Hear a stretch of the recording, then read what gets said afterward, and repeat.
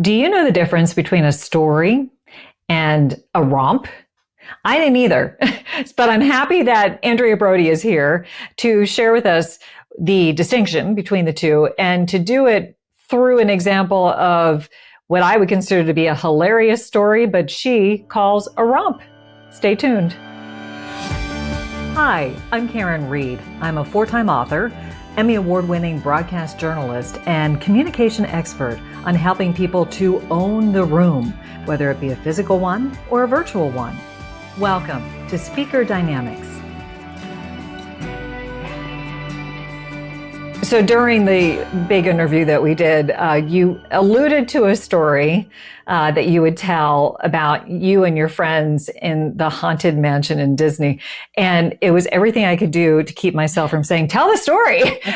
And then you actually said, well, it's not really a story, it's a romp. So this is the opportunity in our little mini bonus episode for you to tell that, but also can you explain, what's the difference between I'll try and a romp? Yeah, okay. I'll try and tell it. And then at the end, hopefully it'll be clear. But now that there's such a buildup, I'm afraid it's not going to be that funny. Plus you kind of had to be there and you had to know the players. And usually when I'm telling a story, it's someone who knows the players. But okay. Get the scene. Okay.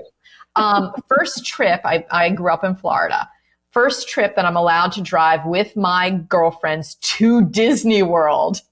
So we pack up the car, Stacy and Terry. I think they'll be okay with me using their names. Yeah, and you're in Miami. So I'm in Miami. Orlando is not that close. 4 hour deal. Right? Yeah. Okay. And we're so excited. We are grown-ups. And how are we exercising this? By going to Disney World. Kind of doesn't fit, but we're feeling like, we're adults.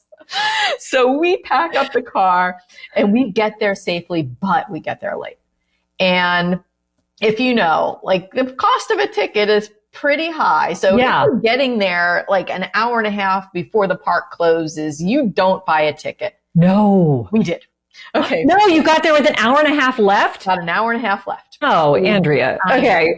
And we were young. We were reckless. We're gonna buy that Disney ticket, even though there's only an hour and a half left. We're crazy. Ridiculous. Okay. All right. We are pushing the boundaries.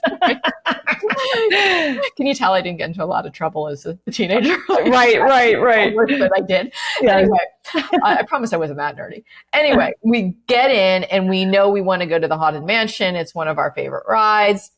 And by the way, growing up as a Floridian with Disney World not that far, every single part of that park, including every part of each ride. And the Haunted Mansion is one of those. Okay. So we run into the Haunted Mansion and the doors are closing. We get into that last little thing. And I don't know, do you remember in the Haunted Mansion at Disney, the first step is you go into this room that essentially is an elevator and you're standing in the elevator and the ceilings begin to stretch and it reveals these motifs of people standing on a high wire over quicksand or an alligator. All right. Yeah, there are all these things that happen that are revealing. So we're in this room and the elevator door is closing and it's a Haunted Mansion. There's a hand that's in the door and the fingers are sticking out in the door. The elevator closed and the ride starts and they start doing the thing and the elevator starts to go. And my friend Terry, who's just literally the sweetest nurse anesthetist now, the most empathetic, sweetest person you can imagine, goes up to the hand that looks so real and she starts going, tickle, tickle, tickle. She's saying the words and we're cracking up, whatever, when the ride continues. And I start to hear these screams.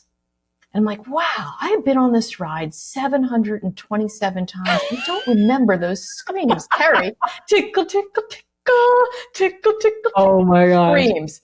Yeah. You know where this is going. I don't, but keep going. Now I do want to know. Go ahead. The ride operator had gotten her hand caught in the elevator. No. You're kidding me. And my sweetest friend on the planet still does not realize, obviously, thinks it is part of the ride, thinks it's a fake hand, and is tormenting this poor person trapped on the other side who's obviously in great pain with the and we're crying tears because it's so funny. Oh, no. So finally, the whole elevator of strangers realizes, oh no, there's someone in distress on the other side of the elevator. And the men, the dads try and like pry the elevator doors open. And oh my gosh, leaning up against the elevators. Finally, it gets open enough for this poor woman dressed in like the Haunted Mansion costume with the brown bonnets and the aprons. I don't know. Yeah. Frees her.